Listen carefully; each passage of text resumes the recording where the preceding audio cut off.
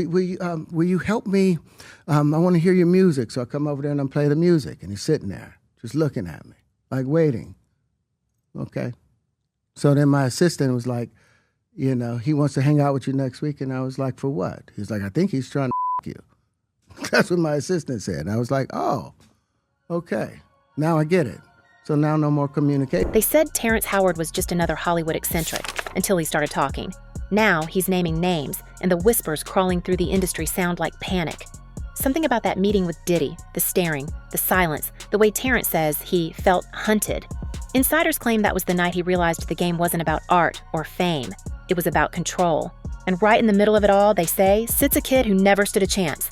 Bryshere Gray, the one everyone thought went off the rails on his own. The rumor spreading right now says he didn't fall. He was pushed. That what began as mentorship from Will Smith's circle turned into something darker, something they call the freak-offs. People close to the situation say Gray was passed around, kept compliant, silenced with substances, and then buried under arrests when he started talking about a $50 million lawsuit. There's talk of a tape, the kind that ends careers. Bieber, Jaden, the whole crew. And everyone's pretending it doesn't exist. Hollywood's smiling, but you can feel the tremor under it. Whatever this is, it's breaking open, and nobody seems ready for what's coming next. Did you ever have the opportunity where you got invited and you said no to it? Hell yeah. What was the consequences when you said no? Puffy invited me for weeks, asking me to come and teach him how to, wanted me to be his acting coach for a while. Go there and he's sitting around just looking. I'm like, okay, what's the material you want to work on? He's just looking at me. By sunrise, the rumor's already morphing into something bigger than anyone expected. People close to Terrence Howard say he hasn't slept in days, pacing, making calls, warning others to stay clean. The night he described with Diddy, just two men in a studio, no music, no talking, has started to sound less like a meeting and more like a test. He says Diddy sat there staring and that the silence was its own threat. Insiders claim that moment rattled him enough to start connecting dots, tracing how the same names kept circling around young stars like Bryshere Gray. Officially, it's just one actor's story versus another, but industry people are treating it like confirmation of everything whispered for years.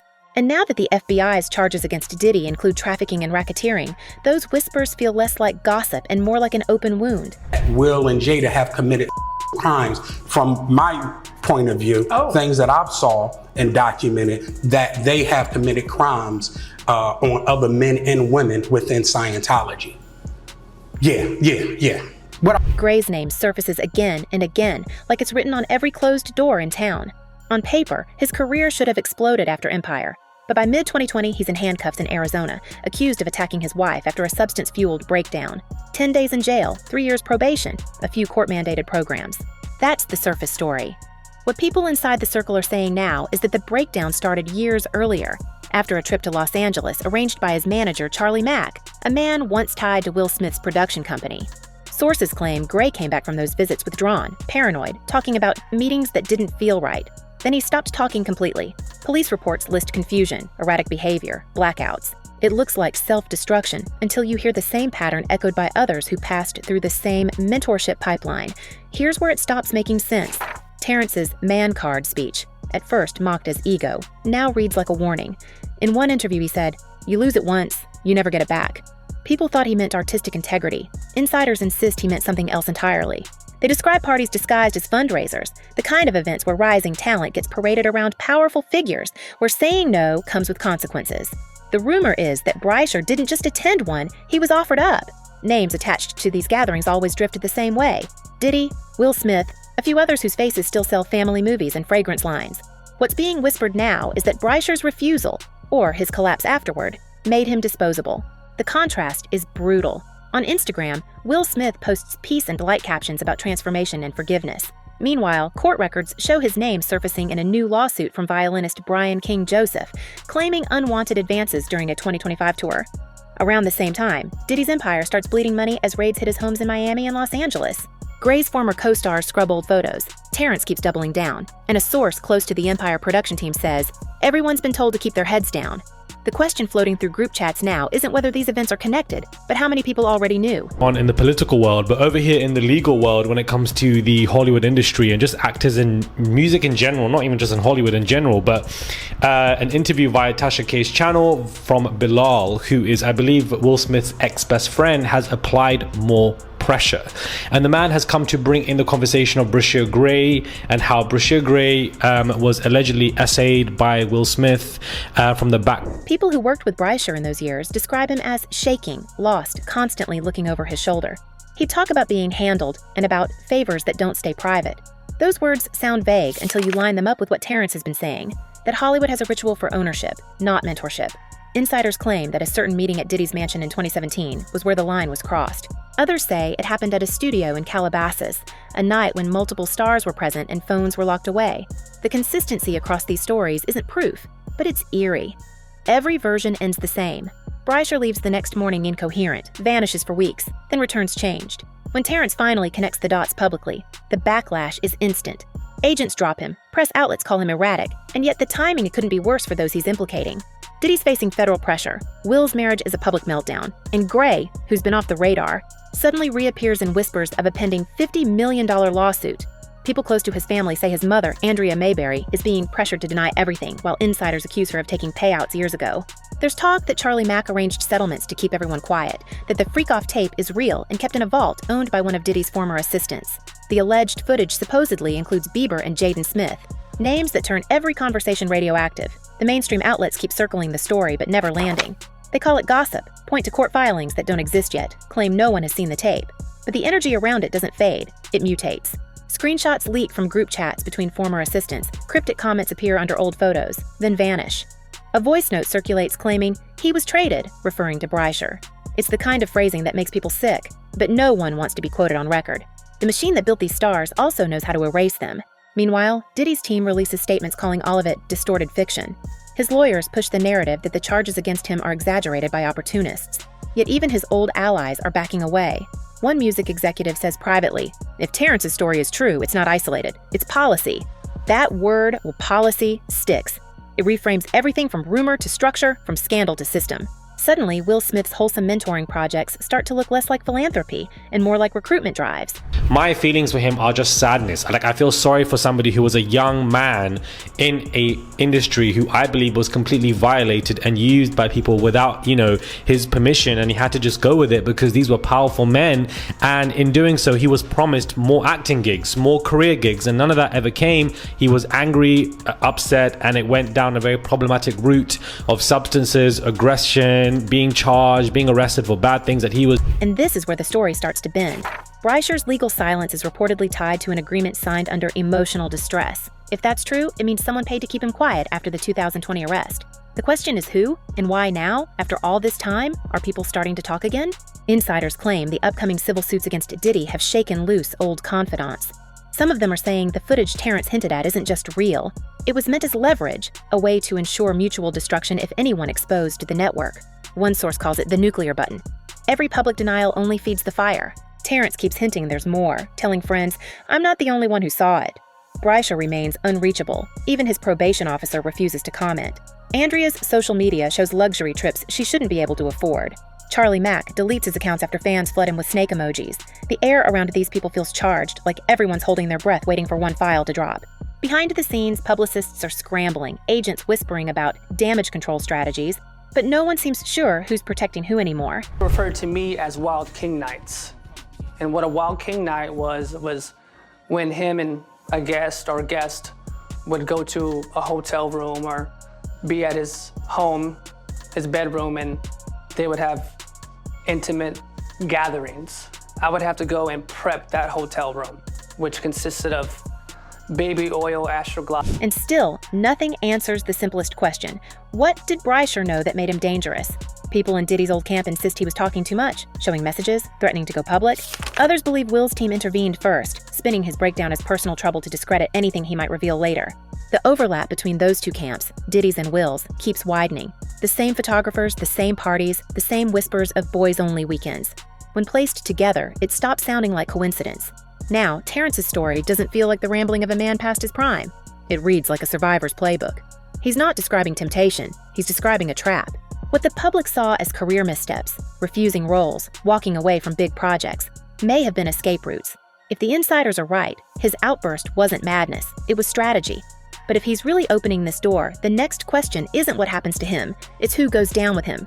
Because the silence from the rest of Hollywood isn't denial, it's fear. Every agent, every studio head, every PR firm knows the pattern by heart. Young talent, mentorship, private gatherings, vanishing careers, the shape never changes, only the names. And now, with Diddy facing charges and Will's image eroding by the week, that shape is starting to look like a blueprint. Insiders whisper that Terrence isn't the last to speak, just the first to survive it. The story should end there, but it doesn't. Late this week, an anonymous email lands in multiple inboxes claiming to hold footage that will verify everything. No attachments, no signature, just a countdown and a phrase that reads like a threat. You already know who's in it. Within hours, lawyers start calling around. Nobody's saying what the email contained, but everyone's acting like the world is about to see something they can't explain away. Whatever this is, it isn't over. It's only beginning to tear itself open. The deeper this story runs, the more it stops being about one actor or one night. What's coming out now sounds like a generational pattern, the same network mutating across decades under different slogans. Insiders in music and film say the same faces pop up in every story. Different companies, same power. Some of them go back to the 1990s, when Diddy was running mentorship camps for teenage performers and inviting them to private sessions to learn the business. Others remember Will Smith's early years hosting motivational retreats, offering guidance to new artists, and insisting they owe him loyalty. Nobody called it dangerous then. It looked like ambition wrapped in family values. But now, with federal raids on Diddy's properties and civil suits stacking up, those old photos are being dissected like evidence. People are zooming in on body language, hands on shoulders, smiles that look rehearsed. A few of those photos are gone already, scrubbed quietly overnight.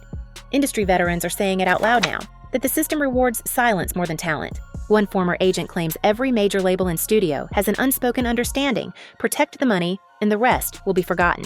They describe settlement clauses buried in contracts, wellness stipends paid through shell companies, and sudden career disappearances when someone tries to talk. In that light, Terrence Howard's meltdown looks less like rebellion and more like an alarm.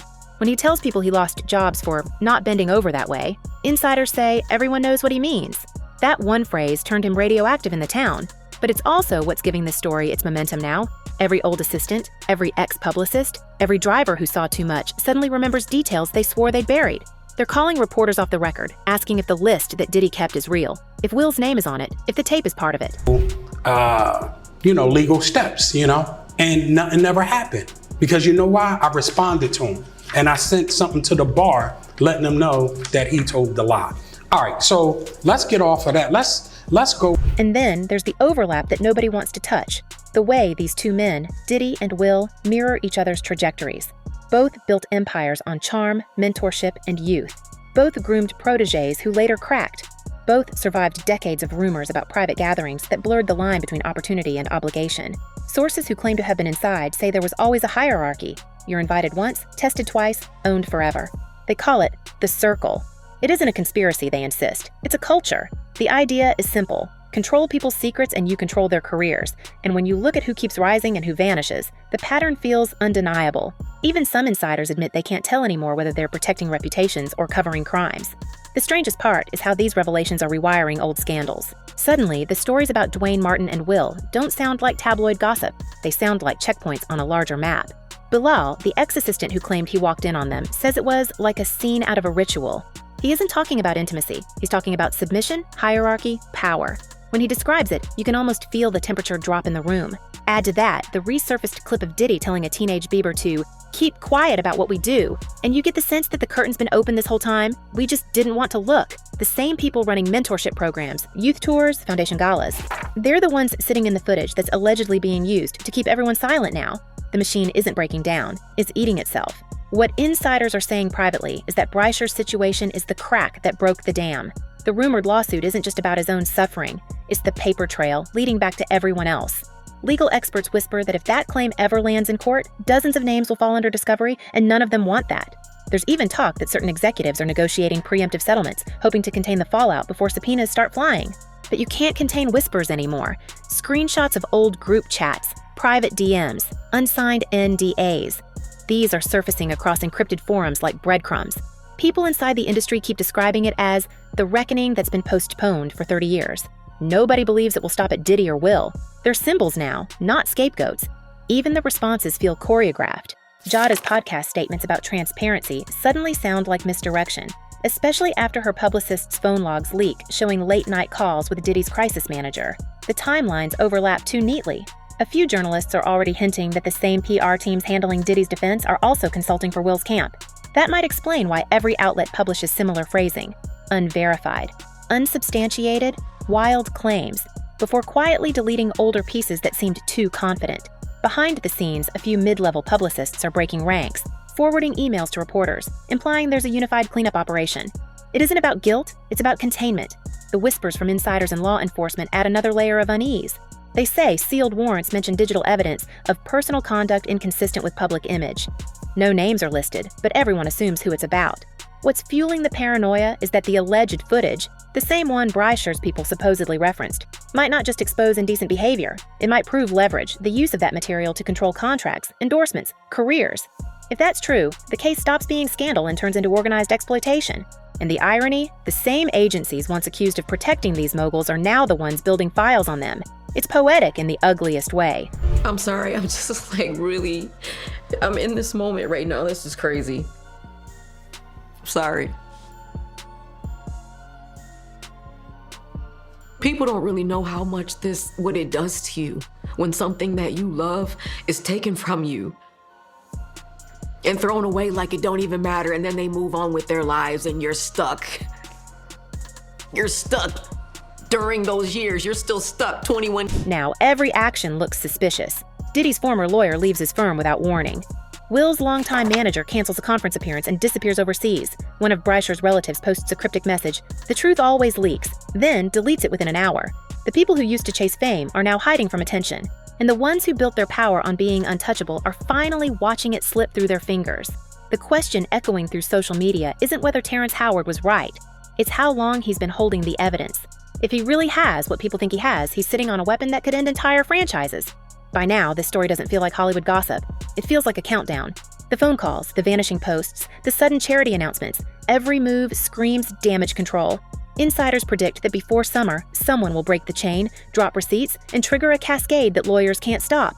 But for now, it's a waiting game. Everyone's pretending to live normal lives while quietly checking their messages for the next leak. What started as a whisper about Bryshere Gray has turned into a pulse running through every studio, boardroom, and record label hallway. The machine built on secrecy can't survive exposure forever. It's only a matter of who burns first. I don't know this, but it just seems very suspicious when you go through and you look at in the history of different people that can make you go away if listen, I've worried about some of the things that I talk about on my show. So what happens when the curtain finally falls? When the names behind those mentorships stop hiding behind foundations and start answering subpoenas? Who's still protecting the footage that could implode billion-dollar empires? And if the victims start talking all at once, who gets crushed in the stampede? Drop your thoughts and theories in the comments, because right now, nobody's story is safe, and this one is still unfolding. Stay tuned.